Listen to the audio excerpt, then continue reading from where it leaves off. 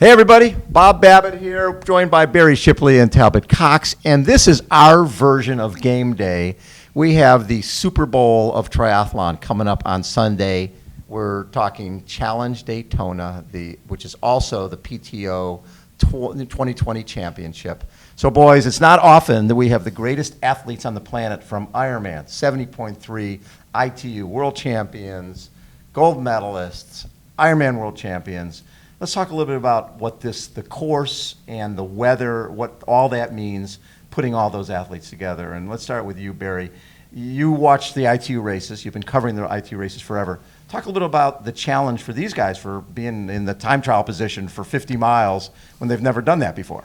You know, it's going to be really important to realize a few things. First of all, I think we'll never see this ever in the history of the sport. There's never been a time when there wasn't a Hawaii Ironman, an Olympics, World Championships. It's the only race that matters in the entire year. You've had no excuses. You've known for 9 months, kind of hunkering down in your basement, that there's probably going to be one race at the end of the season. Certainly for the last 4 months, everyone's been able to focus on this distance and to be ready. So on a normal year, you would take some of those ITU guys who had to just hop in. Javier Gomez might have 2 or 3 weeks to kind of prepare for the 70.3 Worlds. After he won Edmonton, he went to Mount Tremblant. He only had a few days, kind of to get ready. This year, he's had 4 or 5 months to be ready. So there's no excuses for the short distance guys to say, I didn't have time to prepare. I was on the circuit. He had nothing else to do but ready for today. The other side of it is there's really no track record because this is a blank slate. That's true. Everybody's coming here not knowing, oh, so-and-so did this at Kona, did this 70 No, nobody's seen very much racing at all. Talbot, you watch Lionel very closely. You're up close and personal with so many different athletes. Talk a little bit about what you think this course brings to the table. Yeah, exactly. I think last year something that was really interesting about this course that no one really knew is that the amount of power that it takes on the bike at this course. A lot of people are like, oh, Cozumel is really flat. Mar del Plata is extremely flat.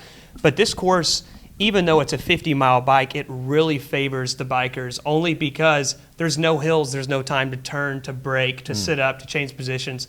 This really favors your, I would say, Zwift-style riders, your Sebastian Kienle, your Uber bikers, Sam Long, Lionel Sanders, just because it is about 380 watts is probably what Alistair, Sebi, Lionel, Sam, that's what they will be pushing for about an hour and a half. So coming off that, I remember speaking with Lionel after the race last year. He was like, it was incredible to see how hard the bike was, that his legs hurt worse than they did coming off the bike here than they did in Kona. What's fascinating to me is talking about Lionel. He's been preparing for this by doing things like the 1 hour record up in Canada, right? And so he's been in this position, that time trial position, pushing as many watts as humanly possible for a solid hour. And then he also set a PR for his 5K. I mean, all that's in preparation for this. It's great to get the hour record, but he's trying to do something unbelievable here on Sunday. Yeah, well, I think one of the things, and I chatted with him, he was realizing, how fast is Alistair Brownlee? How fast is Vincent Luis? How fast are Skuman and all of these guys? He knows that I've never actually had to race those guys before, but some of these guys are ridiculously fast. And so he loves challenges, and his challenge was, I got to take everything up another notch. My bike is fast, I got to go faster. My run was quick, I got to get closer to 14 minutes because those are some of the times those ITU guys, Mario Mola has broken 14 minutes off the bike. That's the new standard. So when he got down to his 14:34, 35, he knows he's getting closer to those guys. What I'm really interested to see, though, when you kill yourself on that bike, what can you run? And he'll be the kind of guy that can run with tired legs. Some of the ITU guys might find that it's a whole different animal, trying to run sub 15 minutes for that 5K pace when I've already put out those 380 watts for 90 minutes. Yeah, and for Talbot, from your perspective, I think the most important aspect of this is a 20-meter rule. Yeah, because most definitely. If it was the ITU guys who are going to be off the front swimming, and then they get out there, and if they could work together, forget about it. They're gone. They're gone. Yeah. You'll never see them. It's Vincent Luis, it's Alistair, it's Johnny. But the 20-meter draft rule is going to wreak havoc on some of these guys. Yeah. And what will be the most interesting thing is that if you look at the swim, the swim is not. This will be one of the fastest swims in the sport of triathlon. I mean, or in any race in history, because you have Vincent Luis, you have Henry Schumann, and not only that, you do have some firepower in the swim as well. I mean, you look at Tim O'Donnell; he can hang with those guys, and he's going to be shortly off the back of them. Which right when they get off the bike, I mean, of course, you would think that Johnny's going to help out Alistair, but that front firepower in the swim, it will be a really big deciding factor in this race. The other thing, taking a look at the swim, and it'll be interesting to see. It's a little closer to ITU type swimming, though. When you look at all those corners they've got to go around, I mean, a classic kind of 70.3 race, long, 800 meters out, make a turn, come back. When you got to start making those loops, you got to get out of the water. That'll be to the benefit, I think, to the really good swimmers, because they know how to go around those corners quick. They know how to get out of the water, get their heart rate back down, back into the water. Whereas if you start to look at some of the longer distance guys and they go around those corners, they start to, play water polo on each other like you have in ITU racing. That, suddenly now, not only aren't you a great swimmer, but you're now not a great swimmer who's getting beat up as you're going around all those corners. It'll be interesting to see if those mid-pack guys start to suffer a bit more. The thing that I'm most interested in, you've got so many world-class athletes really in a small area. And with the 20-meter draft rule, say Lionel's coming up, the guys like Lionel who are going to go and buy people like they're standing still, that's one thing. But you're thinking about passing, and you've got guys who are sitting 20 meters, and there's 4 of them. Mm-hmm. You got to go by all of them. Or 8 of them. Or 8 of them, or 10 of them. Yeah. How do you do that? Or do you go, I can't burn those matches. I got to sit back here and wait. Well, somebody 3-4 bikes up could take off and be gone. If you're Sam Long or one of those guys who know you've got to get it done on the bike, you're just going to have to go. And if you have to go wide, a little bit wider up on the side of the track and take yourself another maybe, a tenth of a kilometer longer just to get around those guys, you might have to put that 420 watts out for 2 minutes, 3 minutes. And it's going to be the guy who, are you here to come top 10? Or are you here to try to win? And I think that's going to be the question. We know those great swimmers like Brownlee and Gomez, they're all going to be near the front right off the start of the day. But if you're looking at, Sebi, if you're looking at Lionel and some of the guys who want to win this thing, and they're coming 2.5 minutes behind out of the water, they're going to have to make risk. And with risk comes, either great reward or a blow. And I think that's what's going to be exciting to see who gets the reward and who blows up and on the side of the road partway through. The prize money is so big, $1.15 million, and it goes so. I mean, everybody is pretty much guaranteed. They are $2,500 after what, 20th place, something like that. So the prize money is huge. So don't you think that puts people in a position of going, I'm willing to take a risk? There's $100K out there. I think so for sure. I mean, when you see that big rise, and I saw that in the old days at the High V triathlon. Yes, guys go. And the other interesting thing is you actually see the biggest performers tend to come out on the biggest days when those prize purses, when the Olympic Games are there, when the World Championships there, when there's a $150,000 prize purse, for first, the big guys come out. So don't be surprised if you recognize the name, on Sunday, somebody that's not just going to be like somebody, wow, I'd never heard that guy's name before. It's going to be, I think, somebody who you've heard their name, they're here to get the job done, they've had a proven track record, and they have been focusing on this race for 2 or 3 or 4 months. And I think that's going to be something interesting when these athletes come off the bike. You look at Vincent Luis, who his longest race ever is, I would say, 2 hours, for sure. And when they come off the bike, they're going to be feeling that sting in their legs, which they're usually not used to, just like you had said earlier against these long course athletes. Yeah. So it's and then the run will continue to go past that 10K marker. So a lot of it is pacing, and of course they've come into this completely prepared. Vincent Luis is one of the most well-rounded athletes in the sport right now, and so it will be really interesting to see, can they hold that 300-watt, 390-watt threshold for that hour and a half and then get off and run a quick pace. I think Vincent Luis is probably the biggest dark horse. He could win this thing or he could be 20th. Yeah. And neither would be a surprise. I talked to his coach, Joel Filio, and said, look, traditionally all the rest of my guys have taken their break now. They're getting ready for the Olympics. Vincent was in good health. He was motivated. There was some prize purse. It was a chance for him to kind of get ready and try something new. Even though he's, looks like he's 18, I think he's 29 or 30 years of age. Yeah. So, and he's got a goal to go off to eventually to Paris in 2024. So this is the perfect year to try that longer distance thing where there's no other risk. He's not messing up the Olympics. It's 11 months away for him to worry about Tokyo. So it's the perfect situation. So he's got nothing to lose. He's not supposed to win this thing. He's a rookie trying this for the first time. Why not go for a flyer? And I can see him kind of just using somebody else. If I was coaching Vincent Luis, I'd say, get that 20 meters behind 1 or 2 of those lead guys and just stay there. When they drink, you drink. When they go faster, you go faster. And then see if you're able to get the job done on the run. I asked him a couple days ago whether or not he's run a half marathon. And he said in one of his 25K runs, he looked at his watch, and it was a training run. Yeah. And he looked down and saw 105 and change, at the half marathon point. So we know the guy can run, and he can run really fast, but can you do it with really tired legs? That's what's going to make Sunday so exciting. Exactly. And Bob, you were here last year. You've seen a lot of these courses. What are your thoughts after being here last year, seeing this course? Well, to me, what I love about this course is I think it is deceptive. People think on paper they go it's flat. And just watching how people got beat up last year after the bike because they were, one of the athletes who I was interviewing this week told me that he was using, as it got windier, he rode for 2 hours. He was using pushing 80 watts more to maintain the same speed on the backstretch than he was during the first hour. And I was like, that's a lot of watts. That's a lot of watts, right? And I'm thinking, my God, this is going to take a huge toll on people. So who is the absolute best at running off the bike and running fast? I mean, you got someone like Gomez, someone like Alistair who ran 29 at that perfect race in 2012 in London, and Javier Gomez ran mid 29s and lost. So that Alistair, and you've watched probably more of Alistair's races than anybody. How do you bet against someone like Alistair here? You probably don't bet against him. The other element of Ali, and I remember watching him and Sebi and Lionel when they raced in Europe 2 summers ago when Lionel eventually beat Sebi at the Challenge Championship.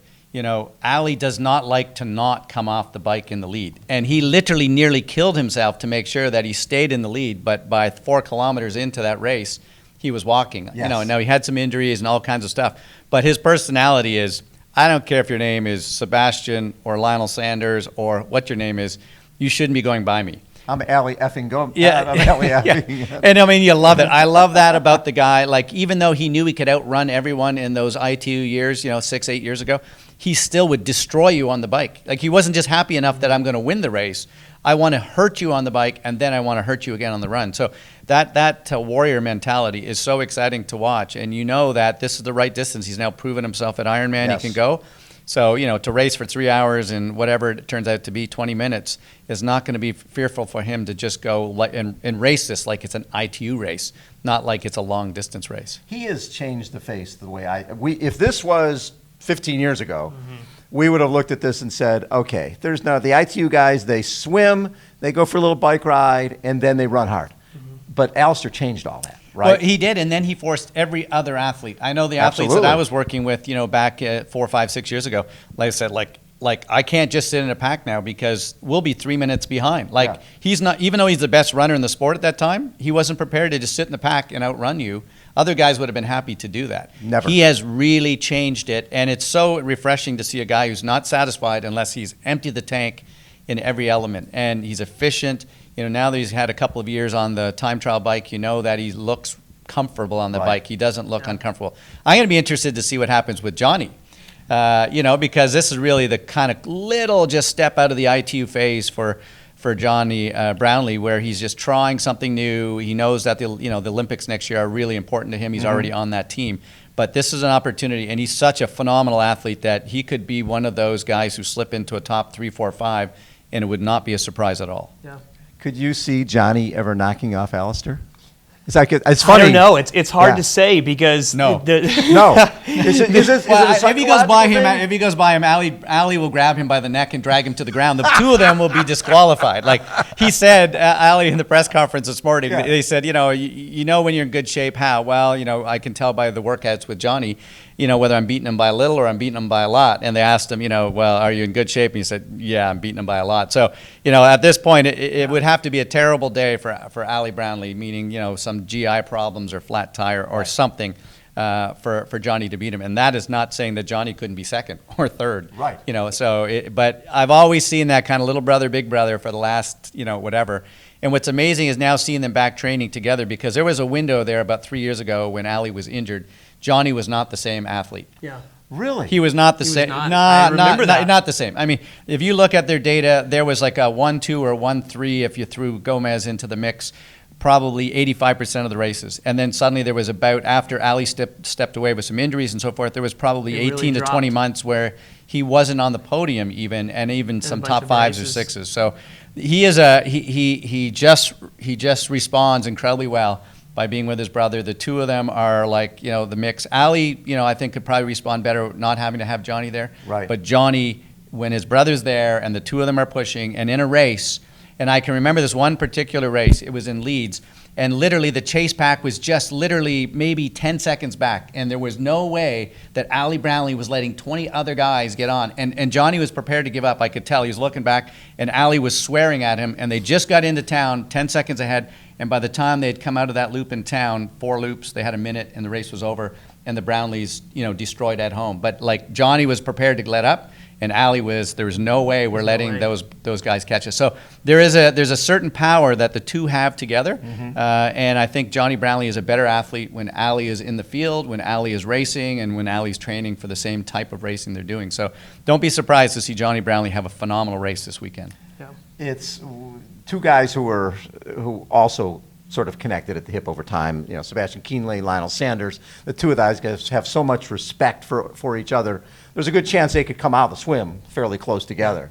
And not that you can work together, but the two of them can be pacing well enough to try to make up a gap on the rest of the I2 guys who should be off the front. From being so close to Lionel, what do you think? It'll be interesting, just kind of like you touched on earlier. Lionel's bike fitness is probably the best it's ever been, and that's what he had told me, and I also said in some interviews as well as his run fitness.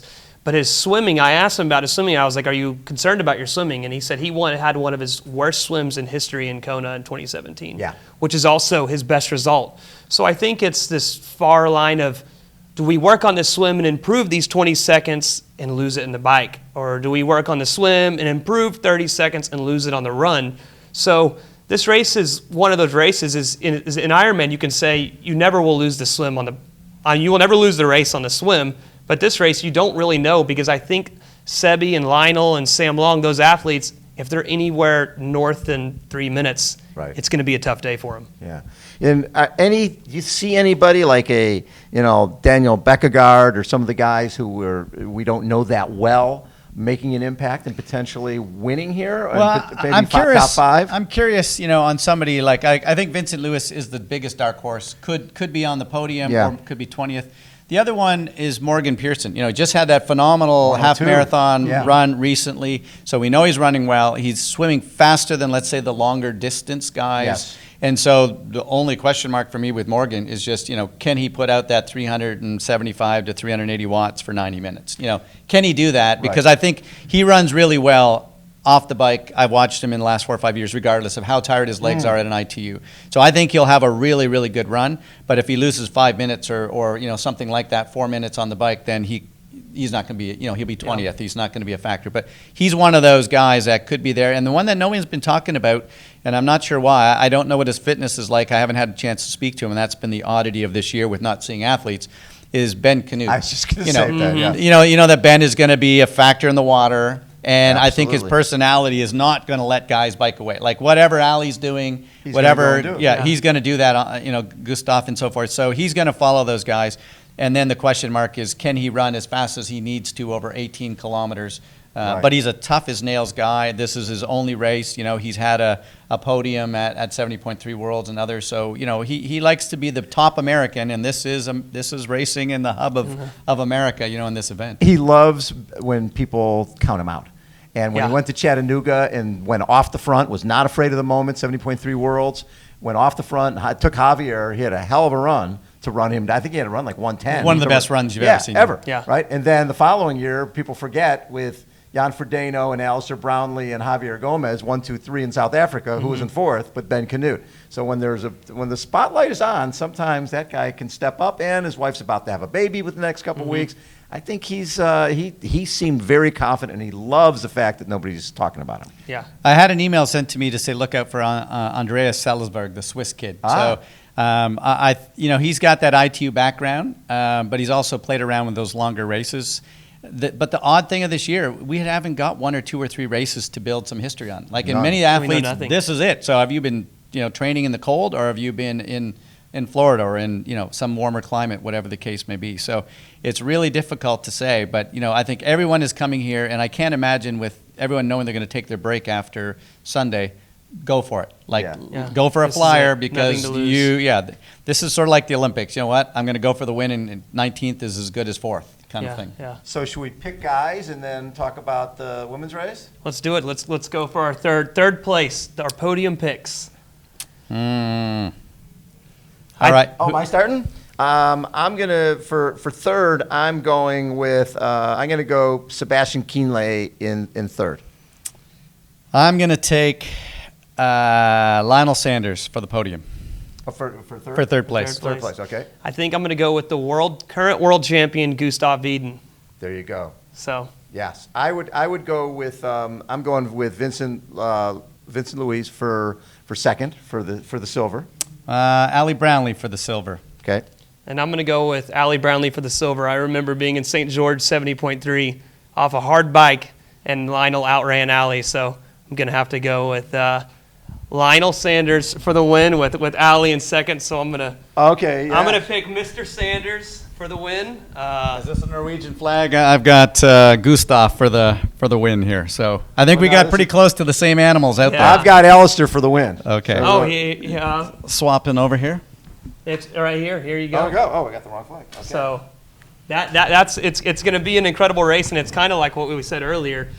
There's 30 guys that could go within the top 5 No in question. the start field, and Yeah. there's definitely going to be someone that we don't even mention in this Of course. entire interview, Which that makes will it go in fun. the top 5. Exactly. Because we have no idea. You guys know more about this stuff than we do.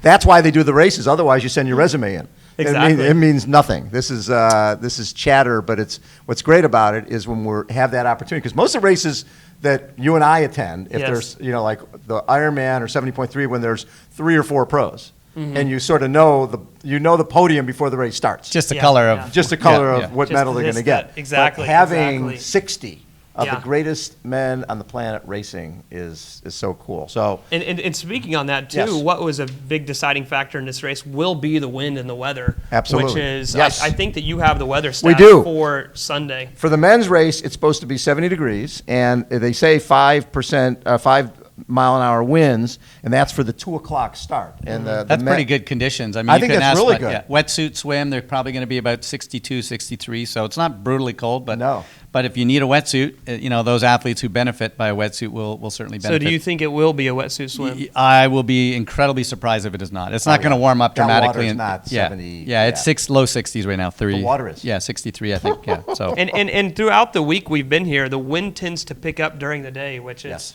2:30 right now, and you can probably see the flag behind us. I mean, flags are all moving. even though it says it's a little bit lower, it'll be interesting to see if it really does pick up. Is when you got that straight headwind on this track, it really soars. you got to be strong. Yes, Yeah. yes. definitely have to be strong. And then Okay, what about yeah. for the women's race? Well, let's talk. We've got, look at the field you got there. Sarah Crowley, Annie Hogg, Ironman World Champion, Holly Lawrence coming off a silver at 70.3 Worlds. And let's talk about some of the ITU women that you know so well. Well, one athlete I think is a dark horse right off the top is Jodie Stimpson. Just missed making that Olympic team. Has had some challenges over the last couple of years. Spectacularly fit gal. I mean, she really, really knows how to push hard, and she's motivated. So she would be one of those dark horses, when you're talking from an ITU side of things. But it's hard pressed for me to not right off the bat say, look out for Nicola Spirik. I She's agree. raced so seldom. I think she said she's got about 12 of these 70.3s in her whole long career. I mean, that dates back to, back into the 90s when Right. she was racing. Almost every one of those. She's never not been on the podium in a 70.3, so that's pretty spectacular. She's won most of them and won most of them on a road bike. And in many cases, I know her coach, Brett Sutton, had her doing like these halves, like literally 12 days before the Olympics when she Right. won the gold. She did a half Ironman, destroyed everyone Crazy. on a road bike. So I have always believed that she could have maybe be one of the greatest ever at Ironman. If she wanted it. She went to the games, the European Games in the marathon. So Yep. this woman can run incredibly well. And we know that she's one of the greatest bikers ever, and her swimming is not so bad. I mean, she's been up there in these ITU races. I think she wants to go to her 5th Olympics coming up. So that's pretty amazing for her, balancing everything else. So Nicola Spirik has got to be one of those people. And then for me, how can't you say Paula Findlay is a factor? Yeah. She's, Exactly. won it here a year ago. The last 2 times she raced, now was last year. Yeah, she won the last. 70.3. Yeah, Yeah, she she won won, those yeah. 2 races. So, and she's spent a great amount of time, training in great locations. And I think, her and Eric are in a really good place in terms of she's got a great training partner every day with her partner Eric. So I think Paula Finley is going to have another great race, and she's strong on the bike. Yeah. And if you watch that Triathlon Life YouTube videos, I think Paula really struggled with injuries for a really, really long time. I mean, it was really a dark point in her career, and she even mentioned it in her Unbreakable series on the PTO YouTube. And it's been incredible to see that this year, she said that this is the first year that she feels like that she's back in that run shape, that she's back into that mental focus, that hard efforts. And so this is her first year without any injuries. So, and she said that she's the fittest she's been in her career. And happy, I can tell. Yes. Yeah. So Yes. happy. And actually, the other thing she said, which I think could affect a lot of our athletes, is how many times in your career have you had a 6-month of solid training with no racing, no packing up the bike, flying somewhere, coming back, recovering? And she has really thrived on just having the solid, consistent, get up every day, get 1% better every day. If you had 6 months, it's because you were injured, right? Usually, if it's 6 months between races, it's because you were injured. I mean, she literally raced this race, essentially 12 months ago. So she's in a very, very good place, no question. Lisa Norden, has just come off of some great bike racing, so we know that she's there. The question mark for me with Lisa is not her swim or her bike. It's just, the run has been inconsistent over the last few years with running injuries. But, she is so great. And, could you only imagine Nicholas Spirik and Lisa Norden with a kilometer to go, dreaming about, hey. 2012. Yeah, hey, here we go again. Let's redo this again. To have that many special people in this race, the two of them, I saw them at the press conference today. They looked over at each other and they had great smiles. It's that kind of friendly, wow, we shared that piece of history that can never be taken away, and we're still racing at high levels. I chatted with both of them and said, have you guys ever sat down with a bottle of wine and just talk about this amazing sprint, not just a sprint finish, a photo finish for the Olympic gold medal in 2012? And their lives are too crazy. They've never said, no, we were both risked off to press conferences and media, and to be honest, we've never really had a chance to talk about it. Yeah, this might be the weekend. This might be the weekend for that to happen after the race on Sunday. Lisa told me something funny. She said they protested, right? So they thought it was going to get overturned, and so her federation made a cake with the picture on it of the thinking that she was going to get the gold, right? And says, they never ate that cake, and Nicola was like, well, I'd eat it. Yeah. You still got that around? I'll take that cake. Share with a friend. And speaking on the press conference this morning, usually when you get to these big races, you look around at all the athletes. When they enter the room, you'll see how fit they are. And one athlete that stuck out extremely confident, extremely excited to race is Holly Lawrence. Yeah, I know. I thought the same thing. Just looks on fire right now.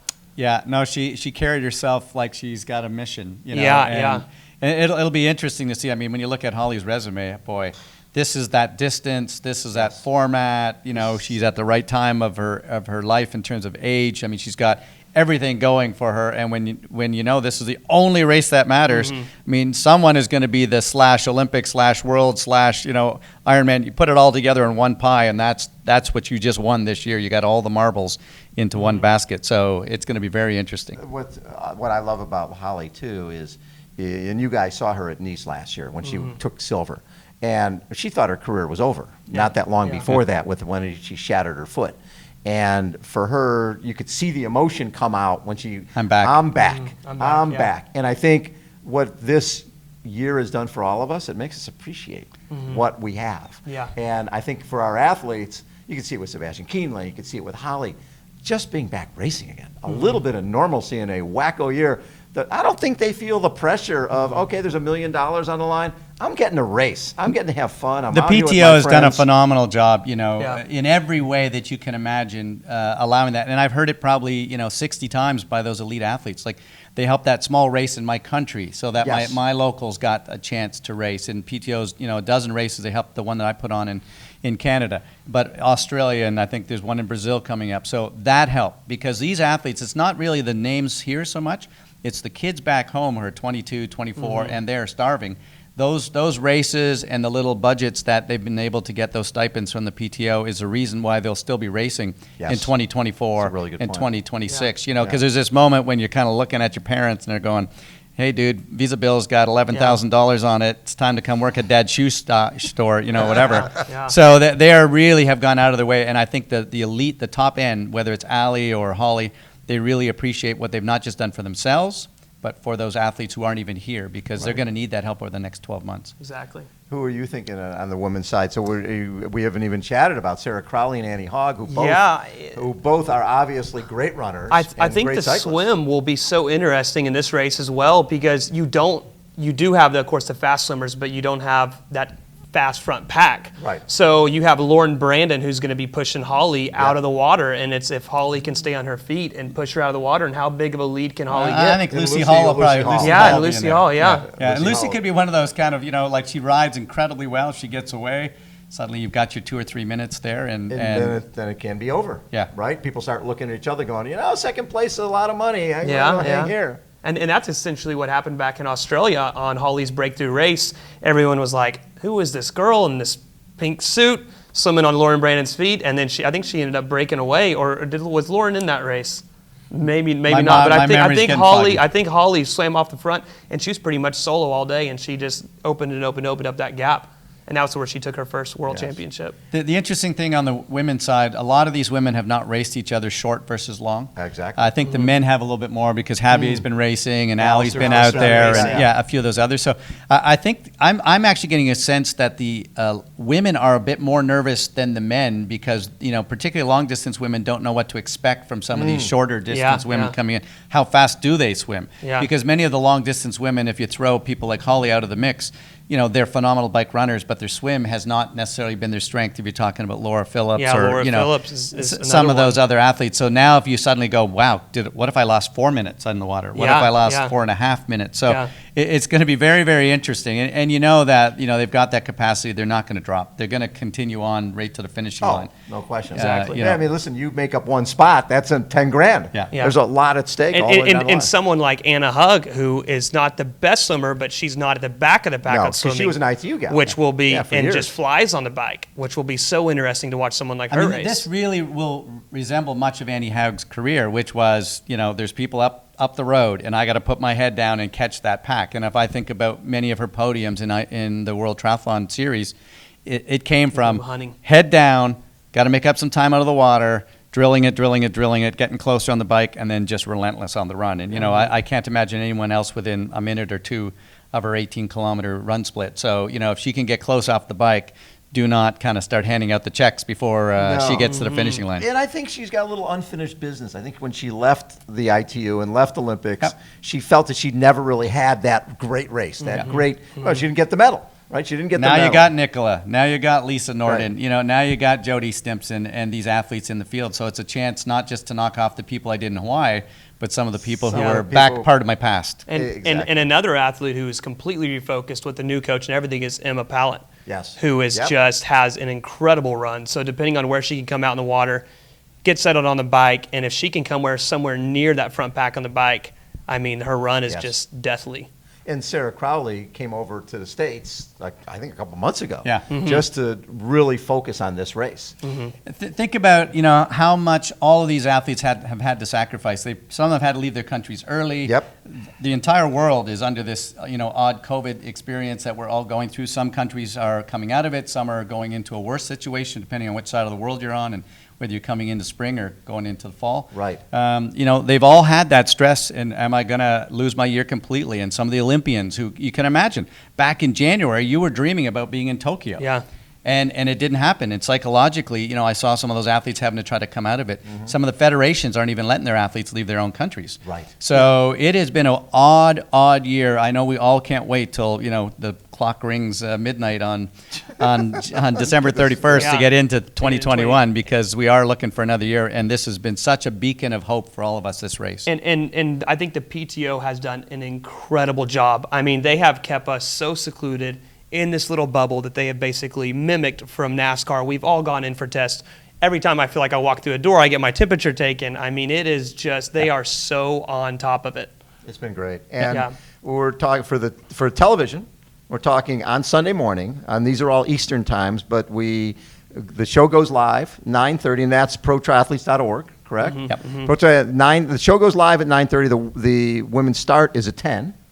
And then the men at 2 o'clock is when they go off. Again, protriathletes.org. And for the women's race, we're looking at 62 degrees at the start, 3-mile-an-hour winds. But I don't know, like when this is saying 5 and I see the flags behind us,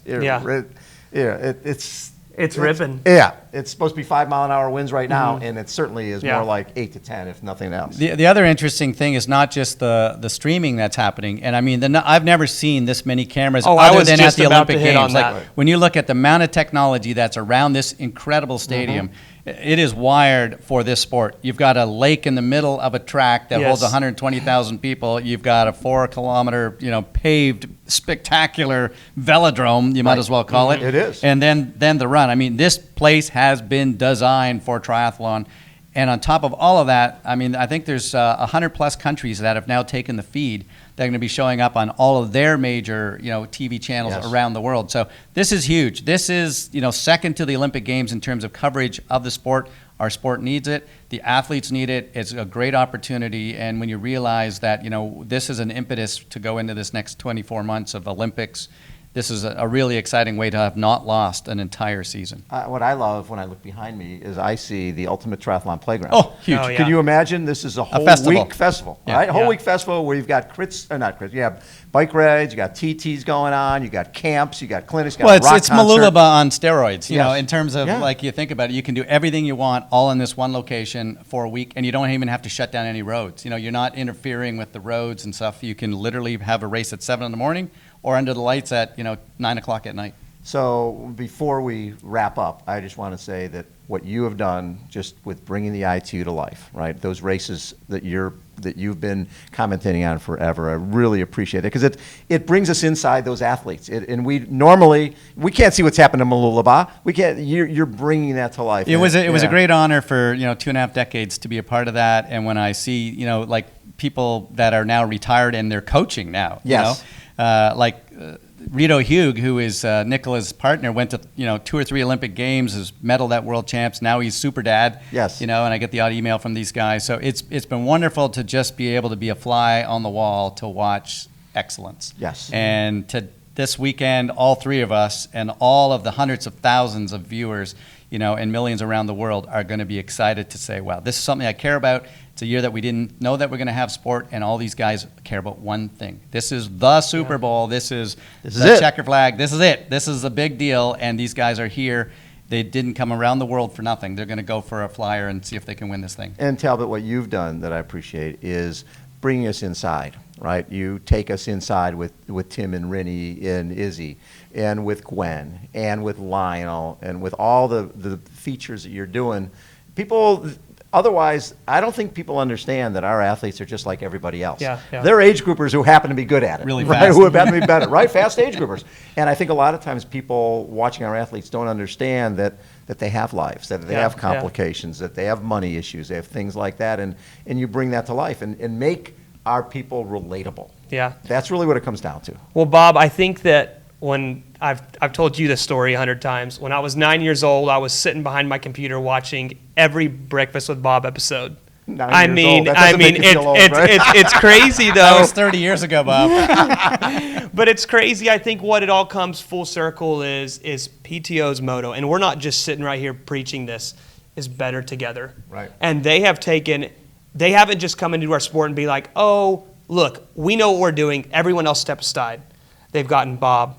They've gotten Barrie. They've gotten people like myself on the media crew. They have gathered everyone, and they're like, let's all work together and let's make this sport the greatest sport on earth. Yes. And that is what has just been incredible. High tide floats all boats. Yeah, absolutely. Exactly. And what I also love is the personality of a Lionel Sanders, the personality of a Sam Long. I feel like when I see these young kids coming into our sport, Vincent Luis, that we're in great shape. Oh my God, are we ever? Don't you think? Yeah. We've got athletes with personality, athletes with character, athletes who are giving the Brownlee brothers and their foundation, what Nicola Spirig has done with her and kids' they're friends. bright as hell too. Like when you spend some time and you realize 1 degree, 2 degrees, Yes.